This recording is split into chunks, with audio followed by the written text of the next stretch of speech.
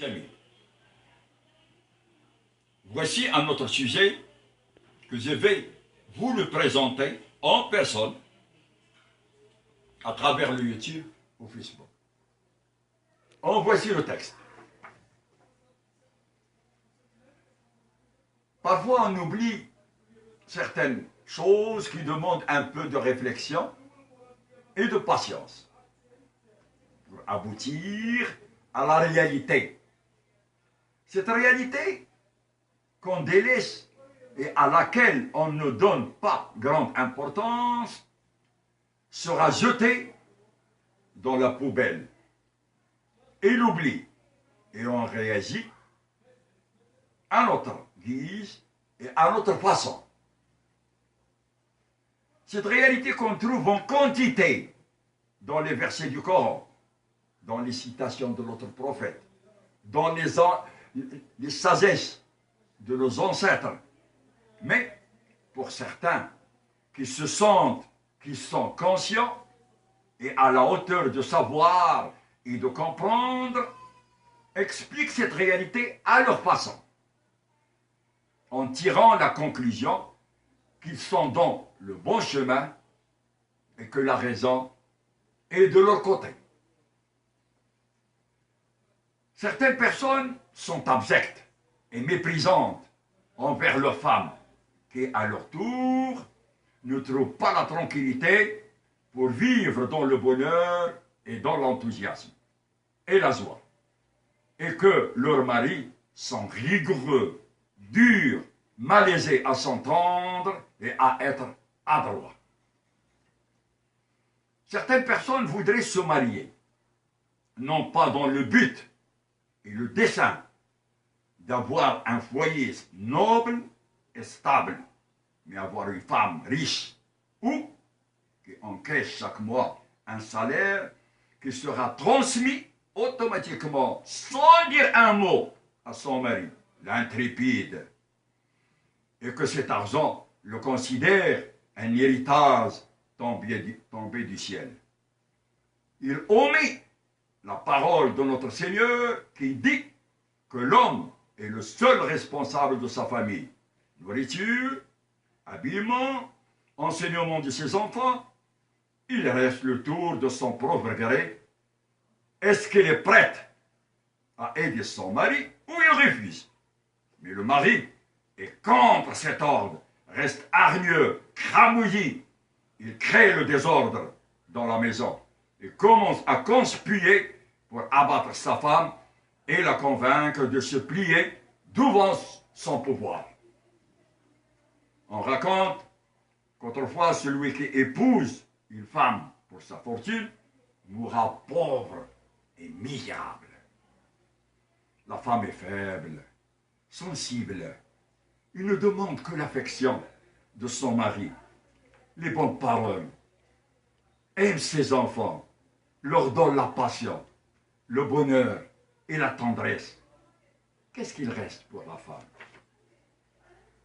C'est d'être à ses côtés et sera son appui et prête à lui verser tout ce qu'elle possède, car il a un mari fidèle qui ne pense qu'à sa femme, à ses enfants et à la stabilité de son foyer.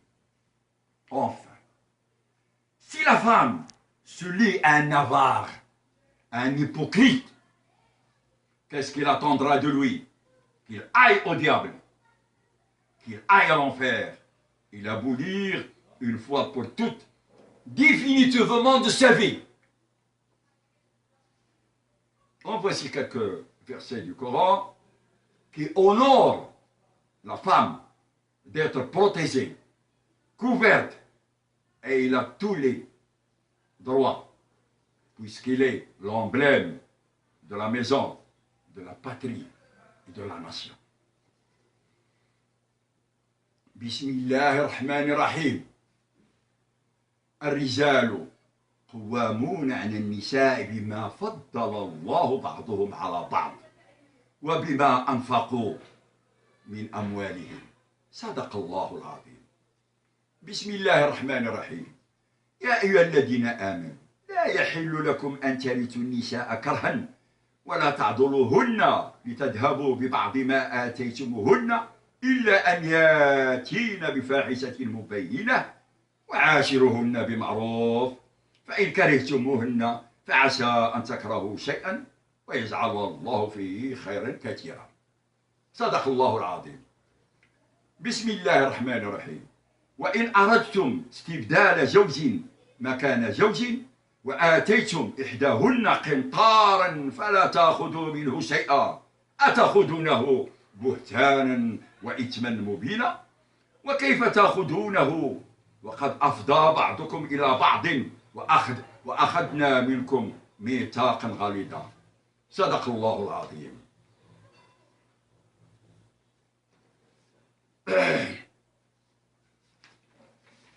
هذه بعض الأفكار،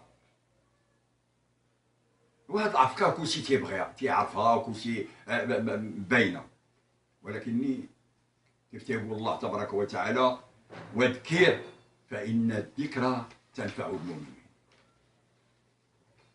هذا الزمان صعيب تخصو التعاون، ولكن الراجل إلا لقى المرأة اللي تهز عليه المصاريف ديالها من لباسها من مرضها من حمامها، هذا فضل من الله، ولكن يطمع لها فلوسها كاملة، هذا ما تيبغي لا الله ولا عبده. في هذا الحال تيوقع العنف في الدار والمشاكل وما كاينش الراحة وتيزر الفراق. والراجل اللي تيتزوج على الطمع تيموت فقير مدلول ما عنده لا قيمة ولا شخصية.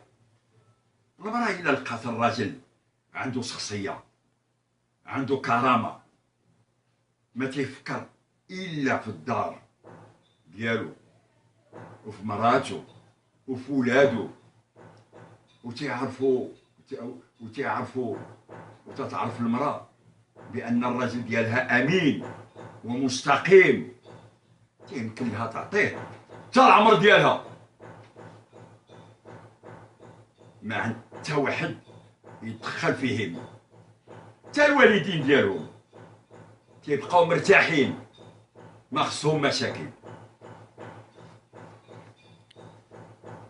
اللي بغى يشوف المشاكل بالواضح ماشي بالمروج يدير شي دورة في المحاكم ويشوف العجائب والغرائب.